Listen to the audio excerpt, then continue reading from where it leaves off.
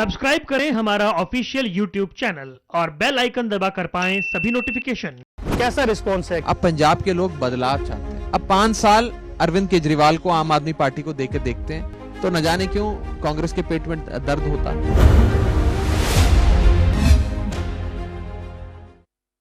नमस्कार, H1 prime में आपका स्वागत है। मैं हूं आपके साथ वरुण गोयल। हम पंजाब में मौजूद हैं और हमारे साथ आज हैं बेहद खास मेहमान। पंजाब में आम आदमी पार्टी के चुनाव की कमान एक तरह से उन्होंने संभाल रखी है और उनसे जानेंगे कि मिशन 2022 में क्या कुछ संभावनाएं वो देख रहे हैं। हमारे साथ हैं पंजाब आम आदमी पार्टी के सह प्रभारी राघव चड्ढा। राघव, बहुत बहुत स्वागत है आपका। राघव, ये कैंपेन चल रहा है, यात्राएं चल रही हैं, टाउन हॉल मीटिंग्स चल रही हैं, कैसा रिस्पॉन्स है, क्या देख पा रहे हैं आप? बहुत ही शानदार रिस्पॉन्स है और बड़े साफ और मजबूती के साथ पंजाब के लोग एक बार फिर से बदलाव के लिए तैयार हैं। और जहां जाता हूं, जिससे मिलता हूं, सब एक ही बात कह रहे हैं, एक मौका अरविंद केजरीवाल को, एक मौका केजरीवाल को। पिछले 50 सालों से पंजाब की सियासत में अकाली दल और कांग्रेस ने कब्जा किया हुआ था और 50 सालों में हमारा रंगला खुशहाल पंजाब बद से बदतर स्थिति में आ गया। इन पिछले 50 सालों में 26 साल कांग्रेस की सरकार रही, 24 साल अकाली दल की सरकार रही। अब पंजाब के लोग बदलाव चाहते हैं। उन्होंने कहा बहुत साल दे दिए, 50 साल दे दिए इन दोनों पार्टियों को, अब 5 साल अरविंद केजरीवाल को, आम आदमी पार्टी को देकर देखते हैं, उनको भी आजमा के देखते हैं, हो सकता है वो अच्छा काम कर दे। उन लोगों ने दिल्ली में बड़े अच्छे काम किए, तो बड़ी उम्मीद के साथ एक मौका आम आदमी पार्टी को, एक मौका अरविंद केजरीवाल जी को पंजाब की आवाम देने जा रही है। ये जो बात आप कहते हैं, आपके विरोधी पंजाब में ये कहते हैं कि ये बातें कहने के लिए हैं। अगर ऐसा होता तो फिर पार्टी के इतने सारे विधायक पार्टी से अलग ना हुए होते। देखिए ये वो पार्टी वाले कहते हैं कि आपके विधायक चले गए जिनका खुद मुख्यमंत्री भाग गया, कैप्टन अमरिंदर ही चले गए। मैं बस इतना कहना चाहता हूं कि ठीक है, कोई बात नहीं, पार्टियों में आना जाना लगा रहता है। कुछ लोग आए थे जो उन्हें टिकट चाहिए थी, 2022 के इलेक्शन में भी टिकट चाहिए थी, जिनको टिकट नहीं मिली वो पार्टी छोड़कर चले गए। उनको बहुत बहुत उनका मैं सत्कार करता हूं, उन्हें ऑल द बेस्ट कहता हूं, कोई प्रॉब्लम नहीं है। आपको ये समझना होगा कि आम आदमी पार्टी एक साधारण पॉलिटिकल रिवायती पार्टी नहीं है। हम एक बदलाव लाने के लिए लोगों के बीच जाकर मेहनत करते हैं और अरविंद केजरीवाल जी के विजन को, उनके मिशन को लोगों तक पहुंचाते हैं। इसमें हर वो शख्स जिसका दिल पंजाब के लिए धड़कता है उसका स्वागत है, लेकिन कोई अपने निजी फायदे, अपनी मुझे वजीरी मिल जाए सियासत में, मुझे मंत्रालय मिल जाए, टिकट मिल जाए, चेयरमैनी मिल जाए, जिनको ये सब चाहिए वो अपने घर बैठे, उन्हें हमें वैसे लोग नहीं चाहिए। हमें तो काम करने वाले, पंजाब को संवारने वाले लोग चाहिए। और कहीं ना कहीं ऐसे ही लोग शायद हमें छोड़ के गए हैं, लेकिन 2 लोग गए लेकिन 2000 लोग आए, 4 एमएलए गए लेकिन 4 एमएलए से कहीं ज्यादा लोगों के बीच लोकप्रिय 40,000 लोग हमारी पार्टी में आए। आपको वो भी देखना होगा।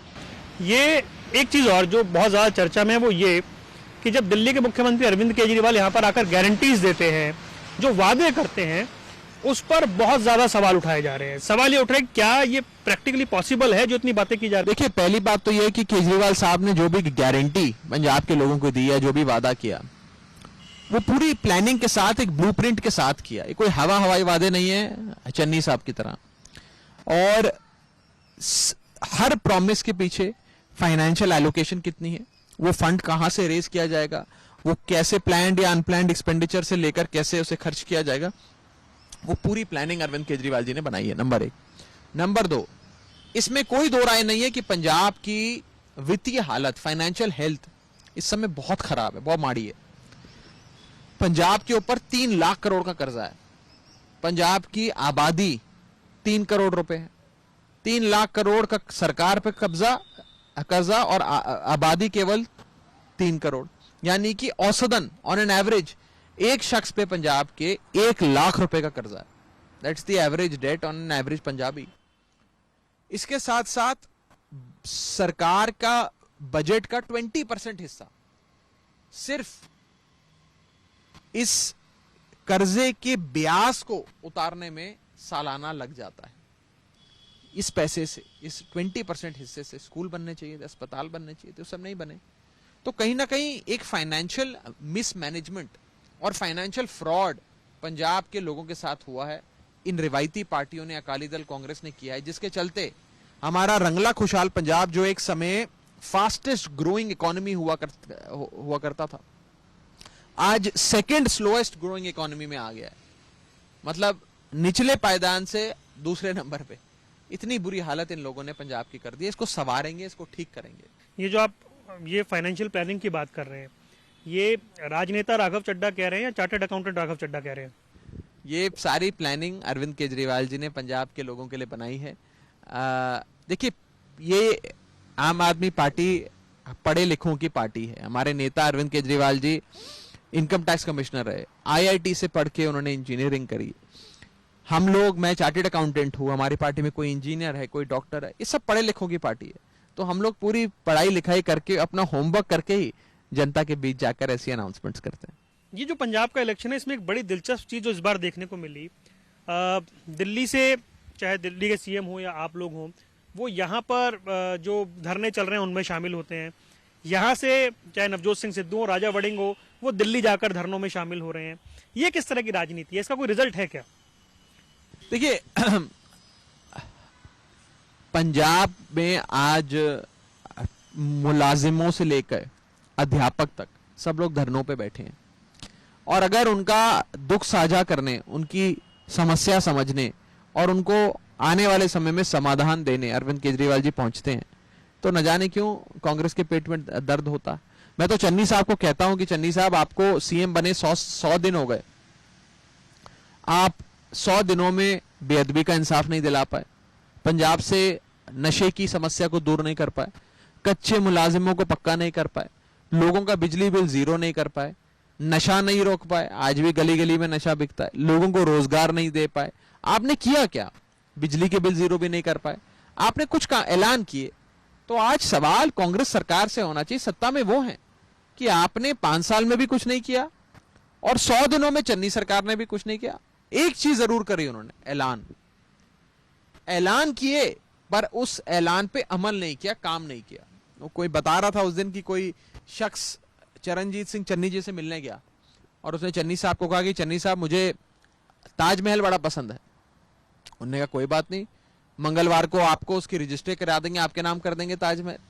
तो चन्नी सरकार जो है और चन्नी साहब जो है, वो बिना सोचे समझे ऐलान पे ऐलान पे ऐलान कर रहे हैं। इसीलिए उनका नाम अब चरणजीत सिंह चन्नी नहीं, ऐलानजीत सिंह चन्नी बन गया है।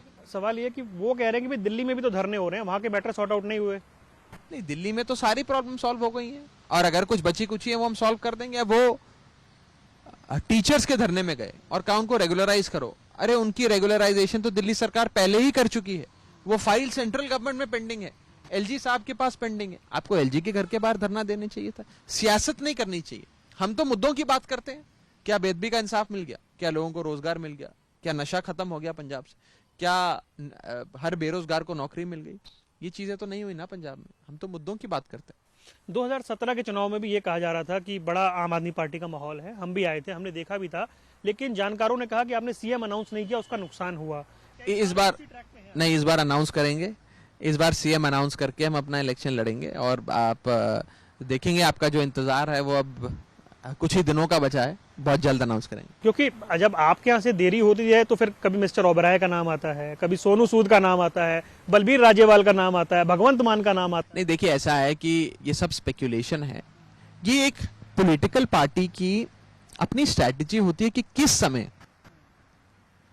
हम अपने CM फेस को, अपने CM के चेहरे को आगे करें और उसका नाम अनाउंस करें। ये हमारी रणनीति का हिस्सा है।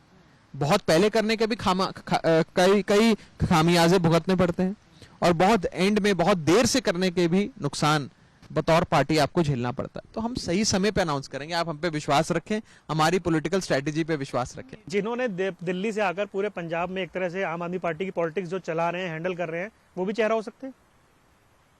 नहीं, वो चेहरा नहीं है। पंजाब का ही होगा। पंजाब का आदमी होगा, कोई पंजाब का शख्स होगा।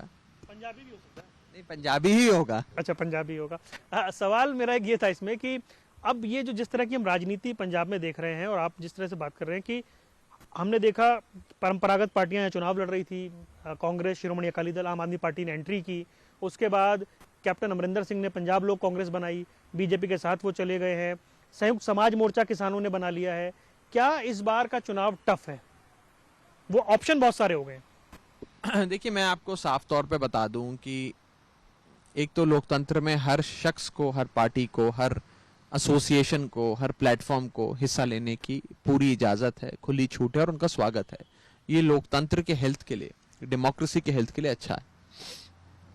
लेकिन जितना मैं पंजाब की सियासत को समझता हूं और घूम घूम के पंजाब को मैंने देखा है, समझा है, जाना है, इस बार पंजाब इन रिवायती पार्टियों से और रिवायती सियासतदानों से परेशान हो गया है। वो एक विकल्प की ओर देख रहा है। उन्हें उस विकल्प में अरविंद केजरीवाल का चेहरा नजर आ रहा है और एक ट्राइड एंड टेस्टेड हमारा गवर्नेंस मॉडल है दिल्ली का, जिसमें मोहल्ला क्लिनिक खुले, जिसमें state of the art infrastructure बना, जिसमें लोगों को क्वालिटी हेल्थ केयर और एजुकेशन मिला, बिजली फ्री मिली, पानी फ्री मिला। वो सारी चीजों को मद्देनजर लोग ऐसे ही गवर्नेंस, ऐसे ही कुछ विकास कार्य अपने पंजाब में भी चाहते हैं। इसलिए अरविंद केजरीवाल जी की ओर देखते हुए इस बार पूरा पंजाब कह रहा है एक मौका केजरीवाल को। नहीं, उनका स्वागत है पंजाब की सियासत में। मैं उन पे क्या कह सकता हूँ, उनका हक है इलेक्शन लड़ने का। गठबंधन के संकेत कोई, हालांकि क्योंकि खन्ना से आपने उम्मीदवार उतार दिया तो संभावना थोड़ी क्षीण हो गई। नहीं, अभी ऐसी कोई बातचीत नहीं है। कुछ होगा तो आपको बताएंगे। संभावना है कोई? नहीं, अभी ऐसी कोई बात नहीं है। आपको कुछ होगा तो आपको मैं सबसे पहले MH1 न्यूज को बताऊंगा। एक बात बताइए कि बड़ा उत्साह दिखा चंडीगढ़ म्युनिसिपल पोल इलेक्शन, लेकिन कांग्रेस का कहना है कि उसका पंजाब इलेक्शन में कोई इंपैक्ट होगा, ऐसा है नहीं। आपको क्या लग रहा है? आपको लगता है कि उसका कोई मोमेंटम क्रिएट हो रहा है? देखिए, चंडीगढ़ के जो नतीजे आए हैं वो ये दिखाते हैं कि मूड इस समय बदलाव का है। चंडीगढ़ कॉर्पोरेशन 1996 में बना और 1996 से लेकर अभी तक इन 25 सालों में 13 साल बीजेपी का राज रहा, 12 साल कांग्रेस का राज रहा। लोग परेशान हो गए रिवायती पार्टियों से, वो एक बदलाव चाहते थे। उन्होंने आम आदमी पार्टी, अरविंद केजरीवाल को वोट दिया। एक काउंसलर के चुनाव में हार जीत 10-50 वोटों की होती है। आम आदमी पार्टी के प्रत्याशी 12-12, 1500 वोटों से जीते, यानी कि वन साइडेड मैंडेट आम आदमी पार्टी के हक में चंडीगढ़ के लोगों ने दिया। जो मूड चंडीगढ़ का है वही मूड पंजाब का है। चंडीगढ़ तो एक ट्रेलर है, पंजाब पूरी पिक्चर है और पिक्चर अभी बाकी है। ये जो पिक्चर है, इसी पर मेरा सवाल था, क्योंकि जब कैंपेन है हम देख रहे हैं बीजेपी लगातार चेहरों को अपनी ओर ला रही है। 3 कांग्रेस के सिटिंग विधायक उनकी ओर चले गए हैं। वो कह रहे हैं बहुत सारे लोग आने को तैयार हैं। खबर ये तक आ रही है कि चंडीगढ़ पंजाब को दिया जा सकता है। कितना कि इन सब चीजों को आप कैसे देखते हैं? इंपैक्ट क्या रहेगा? देखिए, मेरा अपना ये मानना है कि बीजेपी इन चुनावों में एक नॉन प्लेयर है। It's a non starter. Punjab में अगर आप घूमेंगे, पिंडों में जाएंगे, तो आप देखेंगे कि बीजेपी के जो पोलिंग स्टेशन इंचार्जेस होते थे ना, जो पोलिंग बूथ पे बैठ के वोट पड़वाते हैं, उनको भी लोग पिंडों में विचरने नहीं दे रहे, जाने नहीं दे रहे। इतना विरोध बीजेपी का हो रहा है। उनके नेताओं को पकड़ पकड़ के लोग गालियां दे रहे हैं, उन्हें तरह तरह की बातें सुना रहे हैं। उनका विरोध हो रहा है। उस बीजेपी जिसने 750 किसानों की शहादत ली, उस बीजेपी जिसने हमारे बड़े बुजुर्गों को 1.5 साल तक, करीब एक सवा साल तक खुले आसमान में, सड़क पे सोने पे मजबूर किया, सिंगू बॉर्डर पे, उस बीजेपी का कोई अस्तित्व पंजाब में नहीं है। मैं आपको बता रहा हूँ। नहीं, लेकिन बीजेपी तो ये कह रही है, हम तो शुरू से कह रहे थे कि पॉलिटिकल एम्बिशन है किसानों के जो नेता हैं उनकी। नहीं, देख, मैं बीजेपी पे कमेंट नहीं कर रहा, लेकिन बीजेपी की जो सियासत है, बीजेपी की सियासत तो बंगाल में भी ये लोग कहते थे हमारी सरकार बन रही है, दिल्ली में कहते थे कि अरविंद केजरीवाल हार गए, हमारी सरकार बनेगी। क्या हश्र हुआ इनका? 4 MLAs थे, उतने ही हैं, 4, 6, 8 ही रह गए इनके। दिल्ली में सियासत में खत्म हो गए लोग, बंगाल में चुनाव हार गए। तो बीजेपी तो इस प्रकार के दावे करेगी, बड़े बड़े ऐलान करेगी, लोगों को ज्वाइन कराएगी, लेकिन उसका ये मतलब नहीं है कि उनका कोई अस्तित्व जमीन पे खड़ा हो गया। आपने भी ऐसा लग रहा है ताश में सारे पत्ते निकाले नहीं है। कुछ बड़े पंजाब के जाने माने चेहरों के साथ आपकी फोटो आ जाती है, लेकिन लोग जानना चाहते हैं वो ज्वाइन कब करेंगे, कर रहे हैं, बात नहीं हो पा रही है, डील नहीं बन रही है, हो क्या रहा है? आप अभी इंतजार करें। हाँ, तो वो कहते हैं ना, चुनाव तो जिसे हम कहते हैं ना, वो तो पकना शुरू हो चुका है। अब इंतजार किस चीज का? कहते हैं देख कि माना कि तेरी दीद के काबिल नहीं है हम, तू मेरा शौक तो देख, थोड़ा इंतजार तो कर, अभी बताएंगे। इंतजार करने यहाँ बैठे हैं। नवजोत सिंह सिद्धू ऐसा लग रहा था एक वक्त आपके पास आने वाले हैं। अब नाराजगी इतनी ज्यादा हो गई है कि सीधा ऐसा लग रहा है कि पर्सनल अटैक शुरू हो गए दोनों तरफ से। नहीं देखिए, सिद्धू साहब कहने के लिए पंजाब के मुद्दों की बात करते हैं, कहते हैं मैं तो मुद्दों पे बोलता हूं। आप लोग तारीफ भी करते थे। लेकिन देखिए, जब मुख्यमंत्री चन्नी के अपने विधानसभा क्षेत्र में, उनके अपने हलके में मैंने इलीगल माइनिंग का खुलासा किया, एक्सपोजे किया, रेड करी और दिखाया कि कैसे मुख्यमंत्री के अपने हलके के अंदर नाजायज माइनिंग चल रही है, तो चन्नी साहब सिद्धू साहब चुप हो गए। सिद्धू साहब ने उस दिन से लेकर आज तक माइनिंग की बात करनी बंद कर दी, रेते बजरे की चोरी की बात करनी बंद कर दी। मैं पूछना चाहता हूं सिद्धू साहब से कि अगर आप मुद्दों पे बात करते हो तो चन्नी साहब के अपने हलके में चल रही रेते माइनिंग के बारे में आपको क्या कहना है? चन्नी साहब नौकरियां नहीं दे पाए पंजाब के लोगों को, उसके बारे में क्या कहना है? बेअदबी का इंसाफ नहीं हुआ अभी तक, उसके बारे में क्या कहना है? नशा गली गली में बिक रहा है, उसके बारे में क्या कहना है? लेकिन ये मुद्दे की लड़ाई नहीं है। सिद्धू साहब की लड़ाई कुर्सी की लड़ाई है कि मुझे सीएम का चेहरा बनाओ, मुझे सीएम कांग्रेस पार्टी का बनवाओ। तो ये सीएम की कुर्सी की लड़ाई है, इसमें ये लोग आपस में लड़ते रहे। कांग्रेस तो अब लड़ लड़ के अपने आप को ही खत्म कर लेगी, ऐसा लग रहा है। तो ये तो आपके फेवर में जाता है ना? नहीं, फेवर में जाए या फेवर में ना जाए, जो सच्चाई है ना आपको, अगर नहीं, सच्चाई भी यही है, सच्चाई भी यही है कि ये लोग आपस में इतनी लड़ाई लड़ रहे हैं कि कांग्रेस, मैं अक्सर कहता हूं कांग्रेस को विपक्ष की जरूरत नहीं है, कांग्रेस अपने आप में अपना विपक्ष है। और उस विपक्षी जगह धीरे धीरे आम आदमी पार्टी लेती जा रही है देश में। कि जहां भी एक स्पेस क्रिएट होता है, लोग आम आदमी पार्टी को पुकारते हैं, आम आदमी पार्टी पहुंच जाती है। अब क्योंकि सर चुनाव बहुत दूर नहीं है, बिल्कुल नज़दीक आ चुके हैं, लेकिन हमने पंजाब में एक चीज़ और नोट की है कि आपने जिस तरह की गारंटी दी है, वो सवाल उठाएगा कि आप जो 1000 रुपये देने की बात कर रहे हैं, तो भाई सवाल ये, जहाँ सरकार है वहाँ क्यों नहीं दिए गए? देखिए, दिल्ली के अंदर पहले से ही अरविंद केजरीवाल जी की सरकार महिलाओं के लिए बहुत बड़ी बड़ी फाइनेंशियल असिस्टेंस की स्कीम्स चलाती है। महिलाओं के सारा पब्लिक ट्रांसपोर्ट फ्री है, पेंशन उन्हें मिलती है, बिटिया की शादी करने पे लोगों को पैसा दिया जाता है, कई प्रकार की स्कीम्स चल रही हैं। अब कुछ चीजें हैं जो पंजाब में भी पहले लागू होनी चाहिए, ऐसा तो नहीं है कि सारी चीजें पहले दिल्ली में ही लागू हो। एक मौका केजरीवाल को, लेकिन पंजाब के सीएम तो फिर मतलब आप वो मॉडल यहाँ लाना चाहते हैं, ये कह रहे हैं? पंजाब के सीएम का चेहरा आपको अनाउंस करके, उनका चेहरा दिखाकर, उनको सीएम का पार्टी का उम्मीदवार बनाकर इलेक्शन लड़ेंगे। आप चिंता ना करें, वेट करें थोड़ा सा। बिल्कुल अंत में मेरा आखिरी सवाल ये है कि 2017 के मुकाबले 2022 का चुनाव कितना अलग है? क्योंकि 17 में एक माहौल था, आपके पास 4 सांसद भी उस वक्त थे, ये इस वक्त जो परिस्थिति है। हाँ, देखिए 17 में और 22 में फर्क ये है कि 17 के अंदर पंजाब की आवाम ने हमारे गवर्नेंस मॉडल नहीं देखा था। हम नए नए सरकार में आए थे, 1 साल हुआ था दिल्ली में सरकार में, लोगों ने मॉडल नहीं देखा था। आज पंजाब के लोग, जिनका कोई रिश्तेदार या दोस्त दिल्ली में बैठा है या होकर आया है दिल्ली, वो जानते हैं कि दिल्ली के अंदर एक बहुत बड़ा बदलाव अरविंद केजरीवाल लाए हैं, दिल्ली को रिवाइव किया है, खुशहाल बनाया है। अब वो वैसा ही डेवलपमेंट पंजाब में चाहते हैं। एक बहुत बड़ी उपलब्धि है आम आदमी पार्टी की। नहीं, हमारी भी स्ट्रैटेजी देखिए, हर चुनाव में इंसान सीखता है। पिछले चुनाव में जाहिर सी बात है हमसे बहुत गलतियां हुई होंगी, हम उन गलतियों से सीखे हैं, हम और वाइज हुए हैं, समझदार हुए हैं। नहीं, पूरी पार्टी सुधारती है, मैं कोई अकेला इलेक्शन नहीं लड़ा रहा, पूरी एक फौज है, पूरी टीम है। मैं उस टीम का एक छोटा सा हिस्सा हूँ। जिनका टिकट कटा उन्होंने नाराज होकर बोला कि टिकट आपकी वजह से कटा, लीडरशिप पे भरोसा। नहीं, कोई बात नहीं, चलिए, पर मैं इतना जरूर कहना चाहता हूँ कि ये एक कलेक्टिव एफर्ट होता है, टीम है और उस टीम के कैप्टन अरविंद केजरीवाल हैं। हमारी टीम के जो कप्तान हैं, उनकी गाइडेंस में कोई बैटिंग करता है, कोई बॉलिंग करता है, कोई फील्डिंग करता है, तो जो ड्यूटी पार्टी लगाती है वो हम करते हैं। पिछले कुछ दिनों में पंजाब में 2 घटनाएं हुई, एक ब्लास्ट की, एक बेअदबी की। चुनाव से पहले इन तरह की घटनाओं का हो जाना आप कैसे देखते? ये साफ तौर पे पंजाब का माहौल बिगाड़ने की कोशिश है, वोटों को पोलराइज करने की कोशिश, ध्रुवीकरण करने की कुछ ताकतें ये कोशिश कर रही हैं। और मैं आपको बता दूं कि अकाली दल की सरकार के समय बेअदबी की कोशिशें हुई, बेअदबी हुई, सभी धर्मों की बेअदबी हुई। कांग्रेस के समय पर भी बेअदबी की कोशिशें हुई। अब आम आदमी पार्टी है जो बेअदबी का इंसाफ भी करेगी और अपने सरकार में अपनी एक ऐसी स्ट्रांग गवर्नमेंट देगी कि हमारी सरकार में कोई बेअदबी नहीं होगी। जो गारंटी आप अनाउंस करते हैं नहीं कर देंगे, ऐसा कोई वो नहीं है, पर मैं एक इंपॉर्टेंट बात ये कह रहा हूं कि जब हमारी सरकार बनेगी, एक स्ट्रांग और स्थिर सरकार बनेगी, वो ना बेअदबी करने देगी और बेअदबी जिन्होंने करी उनको कटघरे में खड़ा करके उन्हें जेल की सलाखों के पीछे भी डालेगी। कांग्रेस के नेता अगर दिल्ली जाते रहे, आपके घरों पर पहुंचते रहे, कोई बात नहीं, उनका स्वागत है, उन्हें चाय पिलाएंगे हम। बहुत बहुत धन्यवाद राघव, आपने हमारे लिए वक्त निकाला, हमसे बात की, बहुत बहुत धन्यवाद। ये थे हमारे साथ पंजाब आम आदमी पार्टी के सह प्रभारी राघव चड्ढा, जो तमाम विषयों पर हमसे बात कर रहे थे। इस खास पेशकश में इतना ही, दीजिए इजाजत, नमस्कार। कैसा रिस्पॉन्स है? अब पंजाब के लोग बदलाव चाहते हैं। अब 5 साल अरविंद केजरीवाल को, आम आदमी पार्टी को देके देखते हैं, तो न जाने क्यों कांग्रेस के पेट में दर्द होता है।